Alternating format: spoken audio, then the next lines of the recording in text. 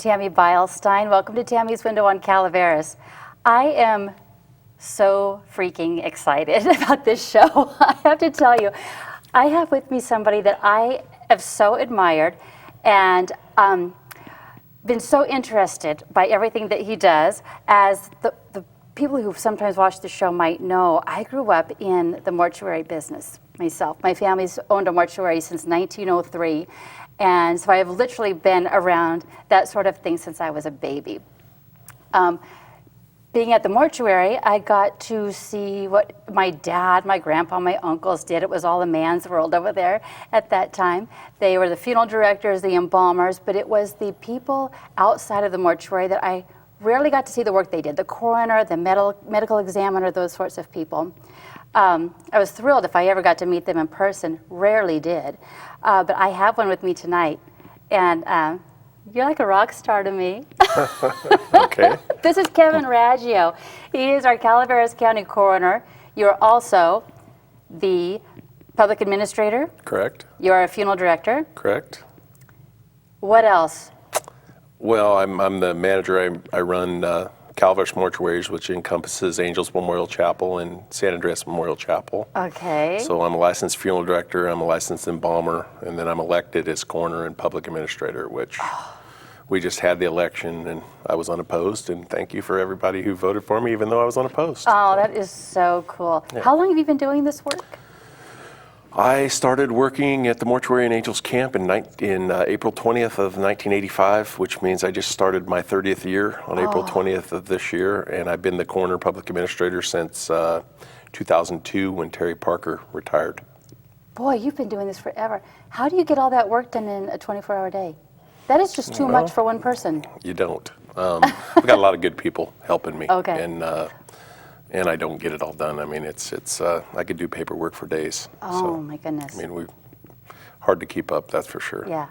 Okay, so the funeral director and embalmer, you had to go to college for the embalming part.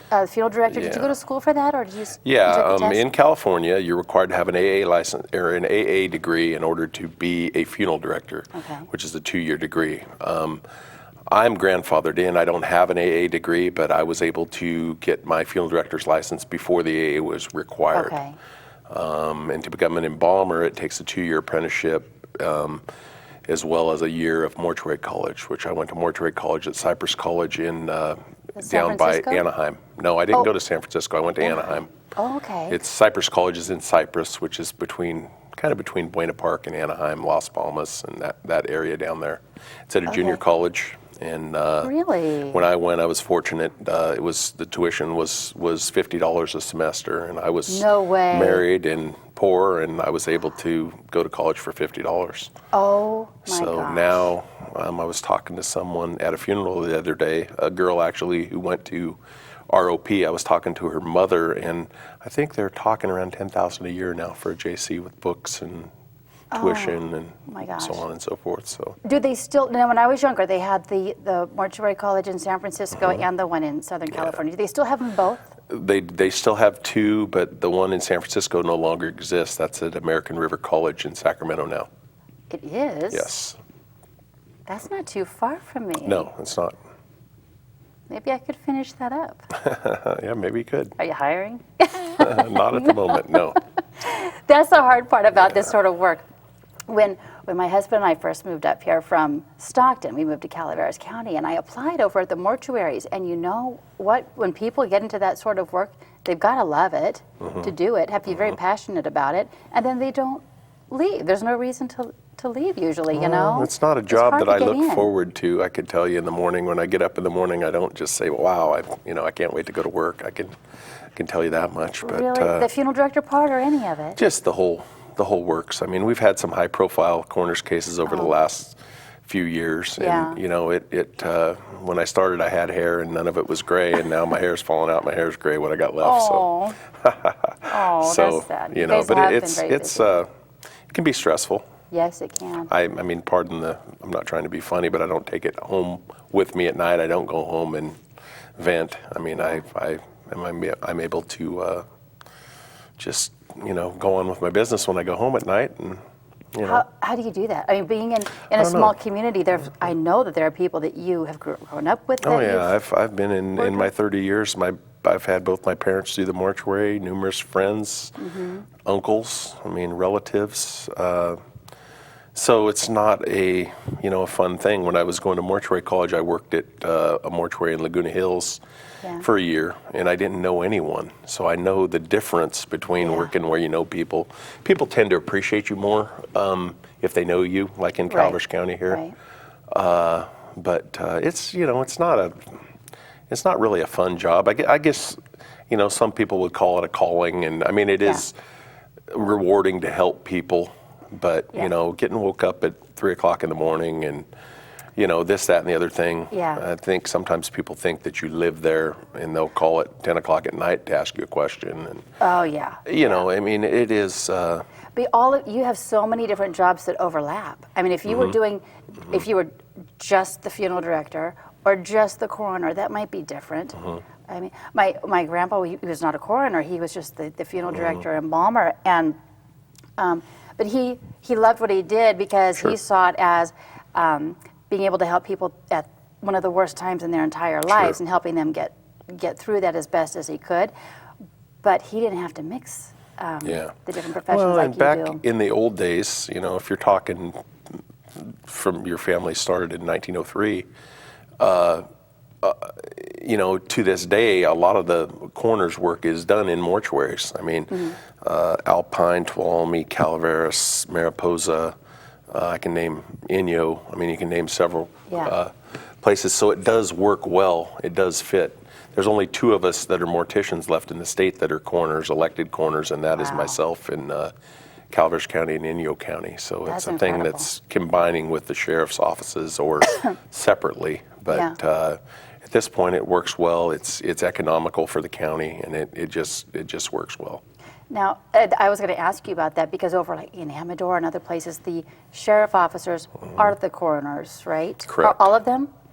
Or just certain ones? I don't know. I don't know. I think all the deputies are deputy coroners over there, but I'm not positive. Yeah. So tell everyone exactly what the coroner does. The coroner is responsible for simply determining the cause of death in cases that are coroner's cases. So a coroner's case is defined as if you haven't seen the doctor in 20 days or if you die by unnatural means, suicide, homicide, or as I said, if you hadn't seen a doctor in 20 days. Now, just because you haven't seen a doctor in 20 days doesn't mean that we're going to do an autopsy on you. I mean, it could be 6 months. You might not have seen your doctor for 6 months, but they might know what's going on and that they would help us and give us a cause. Now, with the budget the way it is and so on and so forth, we're trying not to do as many autopsies. I mean, there's cases where you have to. Right. Anytime there's a car accident or a suicide or a homicide or anything like that, there's cases where you have to do it. But and who pays for that? It's paid for by Calaveras County. Okay. Yeah. That's interesting. Now, what if someone were, say, just found deceased in their home? Is that an automatic coroner case? Technically, any case that's unattended in the home has to be looked at by the coroner. But most cases at home are hospice cases these days. Right. But it does happen where people pass at home and they might be, have a long heart history or cancer or so on and so forth. If they were kind of a reclusive person, whose job is it to find out if they'd been to the doctor in 20 It's mine. days? It's mine, and then if they haven't been to the doctor, then we have to do an autopsy on them to determine why they died. But how do you know who their doctor was? Well, you do part of the investigation. You're at the house. You look for pill bottles, things like that, or things that would tell you. 9 times out of 10, there's someone that knows them or knows the history, so on and so forth. Once in a while, there's cases that you may not be able to find the family. It may take days. It may take weeks. And then that's when you have to put your detective hat on and you get address books and whatever you can. And you do all that? Mm-hmm. Yes, we do. Wow. Yeah. That is stressful. Well, that's probably the fun part. I mean, I've spent nights, with the TV going, sitting in my chair with an address book, making phone calls.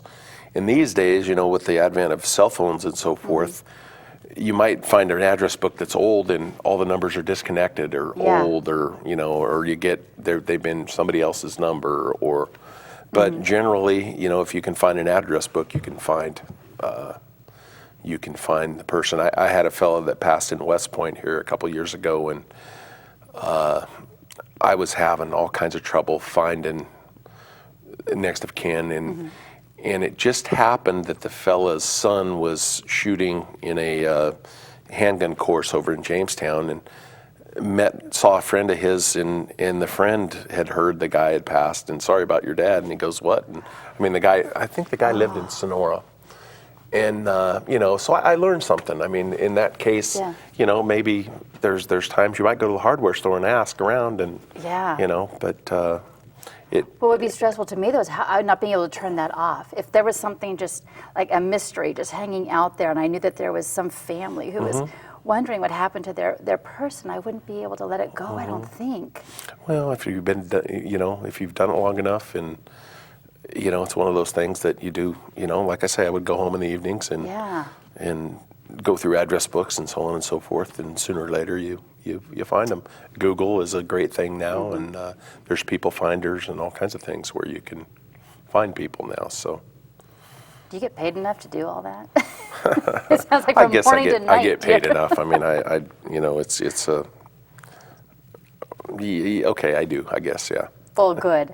I'm glad. I hope that we all make it. Oh, there's always room for more, but it's. I do good for living here. Good. So. That's good. Now, what got you interested in doing this sort of work in the first place when you were a young guy? Oh, I don't know. I'd worked for PG&E. Not that you're not a young guy now. Yeah. Well, we're the same age. I've worked for PG&E, yes, that's for sure. Worked for PG&E, had gotten laid off, and a job came open at the Mortuary and Angels camp, and I took it, and I guess I just never looked back. I kept it, and my family, my dad worked at the cement plant, retired from there, and I guess I grew up. My mom was a teacher at Mark Twain School and Angels Camp, and you kept your job in those days. And right. I do see people, sometimes I wonder, I see people when I'm making funeral arrangements and what was their occupation, and they'll say, well, he did this for 20 years and he did this for 20, something else. And sometimes I wonder if there's something else out there I could do, but my people skills I've got people skills, but, I don't know, wrong kind of people, I guess. Oh, I don't know. To me, I think of that sort of work, and I think of you. Because you wear so many hats in our county. You're the guy. Yeah, if I don't, I'll get sunburned. So, So when you first saw that opening in Angels Camp, why did you take it? When I was growing up and people learned what my family did, it was just normal for me to continue and want to do it. They'd ask me what I want to be when I grow up. I'd be like, a funeral director. Well, I was young. I was 19, 20, and I was looking for a steady job, and I was thinking about getting married, and. But it didn't scare you or give you the creeps or. Oh yeah, it did. You go in the mortuary at 3:00 in the morning, and it's dark, and you'd run from the door to the office to get the keys for the car, and I made $225 a week when I started. Yeah. But I was able to rent a house, and I didn't have a car payment, but I paid all my utilities on $900 a month. When I was married, and my wife at the time worked at Swindleman's Hardware, and between the two of us, we were able to get by. That's really cool. So, do you have any kids who are going to follow in your footsteps? No, I don't. I have a daughter who's 24 who works at Ironstone Vineyards, and she's got a degree in visual communication, and I think she does their marketing now. Oh, that is really neat. So yeah. That is really neat. So when you do go home, say if you have just worked on someone who you grew up with, someone that you knew or loved, what do you do to relax, to separate? No, I don't know. I just don't. I guess you just try not to let it bother you. Sometimes it bothers you. Sometimes I'll be standing in the back of the funeral with tears in my eyes. It's not easy. Yeah. But it's just something you learn to cope with after so many years, and I really can't explain that. You just do. It's what I do, and I know my uncle passed from cancer here 3 or 4 years ago, and I just had to get. I didn't want to be there. And so I wasn't. But when you're not there, who does your job? I've got the fellows that work with me. So they did the removal and stuff. I left town. I knew it was going to happen, and I was there for the funeral and so on, and composed myself. But it's hard. Wow, that is hard. Yeah, it really is. Yeah. But like I say, I see people.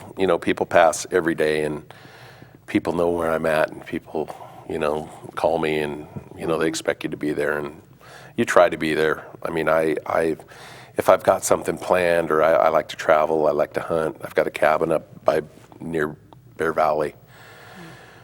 I like to get away. Yeah. My cell phone doesn't work there, which is a great thing. And now that I think about it, I didn't turn it off, so I hope it doesn't ring. Oh. But it's good to get. I cherish my time off. Let's put it that way.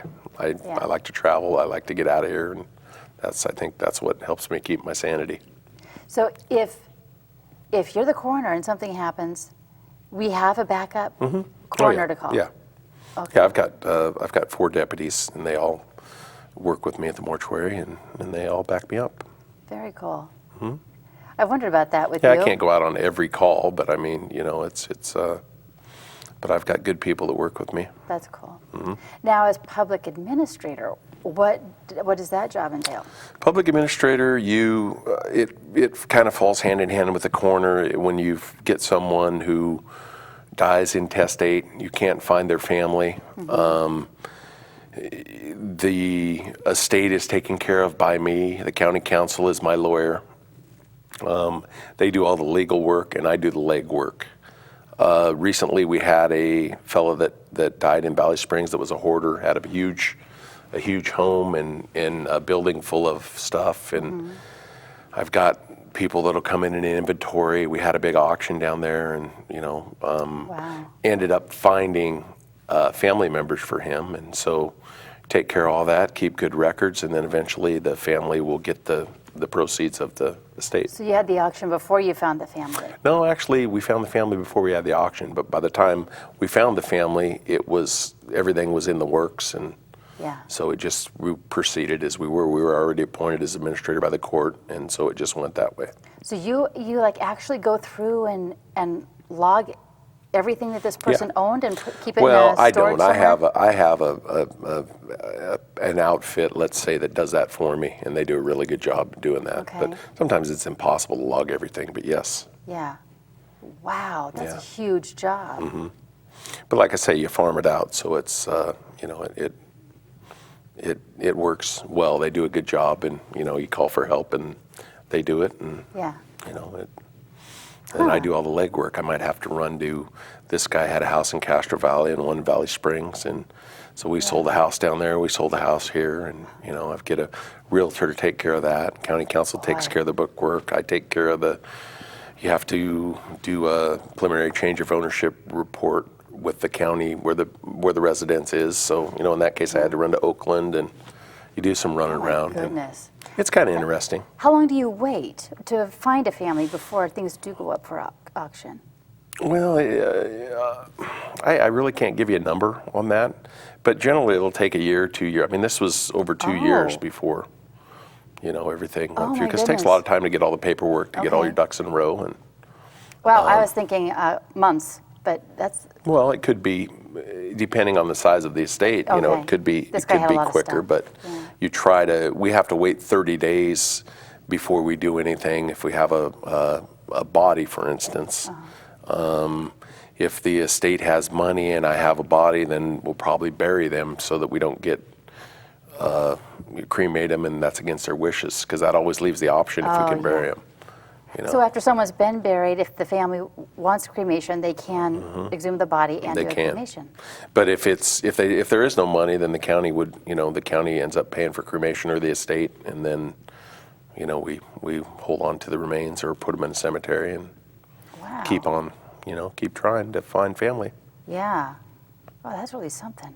There's so much more to your job. I mean, I knew there was a lot to it, but there's so much Yeah, there is. to what you do. Wow. If Yep. you were to pick one thing to stick with and give up the others, which one would you choose to do? You mean coroner, public administrator, Yeah. mortuary? Probably coroner, public administrator. Yeah. They go together. Yeah, they do. Okay. Yes. Yeah. Do you get elected for both, Yeah. or when you get one? Together. Yeah, they're both- it's coroner public administrator on the ballot. That's really neat. Yeah. Have you ever run against anybody, or is it always just you? Yeah, actually, I had 2 people run against me in the beginning in 2002, Yeah.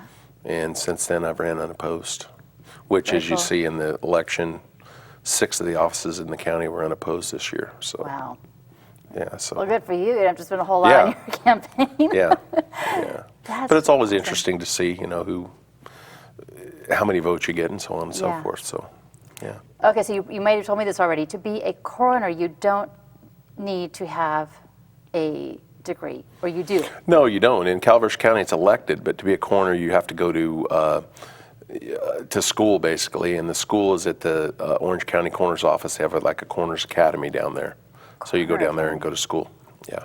Interesting. Mm-hmm. Is it a popular school? Are there a lot of people that Well, do it's all law enforcement and Okay. coroner people. It's not a college by any means. It's at the Orange County Coroner's facility, Yeah, and they do the classes there. that's really cool. And they have classes. I want to say the last class I went to was probably 40 people. Yeah. And it's I think I don't want to say the wrong thing, but if I remember right, it was a week, 2 weeks, 2 or 3 weeks long. Okay. Yeah.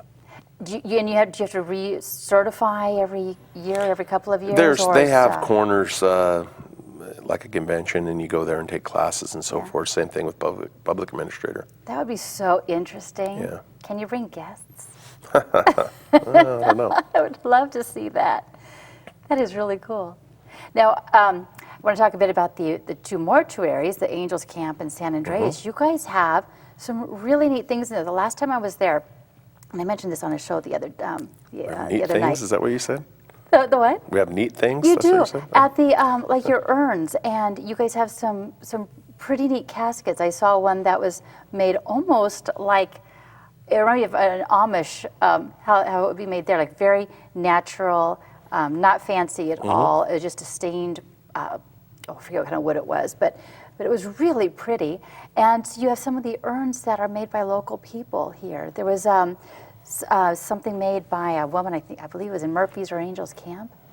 Well, I don't know. That must be in San Andreas. San I Andreas, don't know. yeah. I don't want to sound like I don't know, but I don't know. You're an Angels I don't Camp have more anything often, in huh? Angels local, but Okay.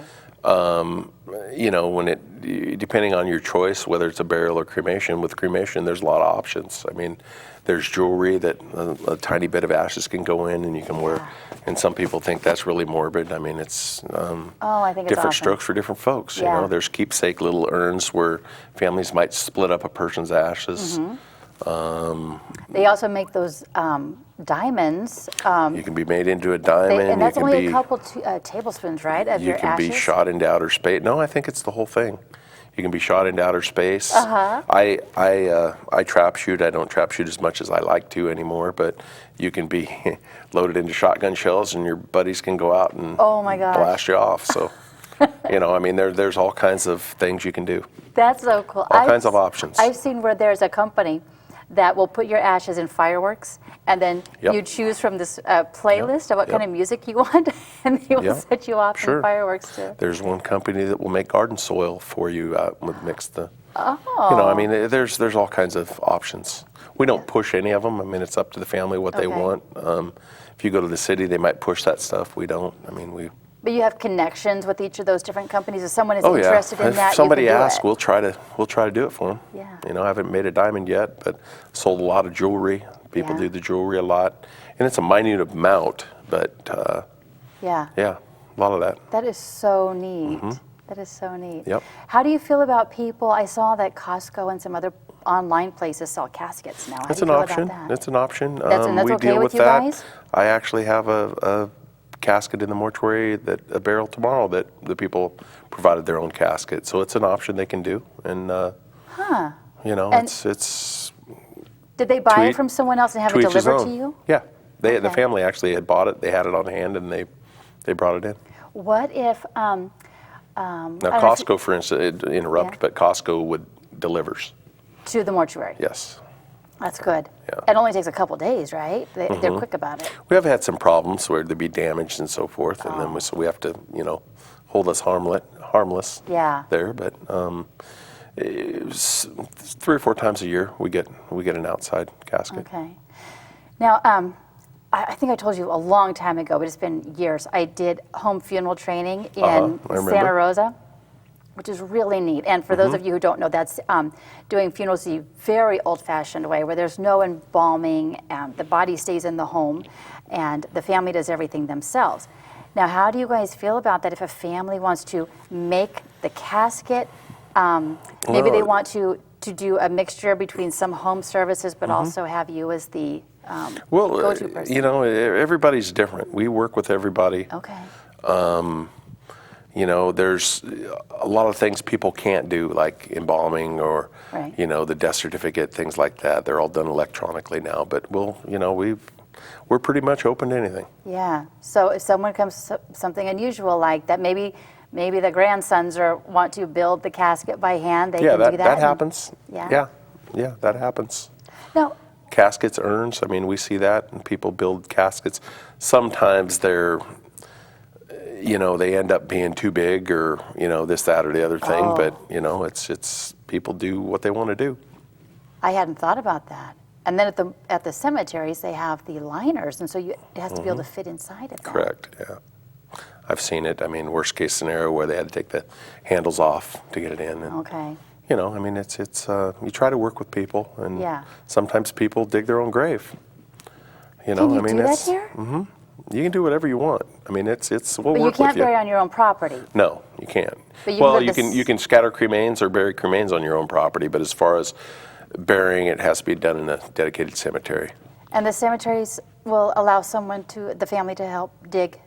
Yeah. Oh. Well, cemeteries are all county cemeteries, and there's really no permanent staff at them, and so the grave digger is contracted through us. But yeah, if a family wants to dig their own grave, then Wow. the Native Americans, the last one I did was Native American, and they dug up in Murphy's. And That is so. How many cemeteries do we have around here? wow, I don't know. There's Quite a three. few? There's 3 in Angels. There's 2 in Murphy's. There's 2 in San Andreas, and then of course there's a little Pioneer Cemetery. Oh God, there's got to be 10 or 12. Double Springs, Jenny Lind, Railroad Flat, West Point.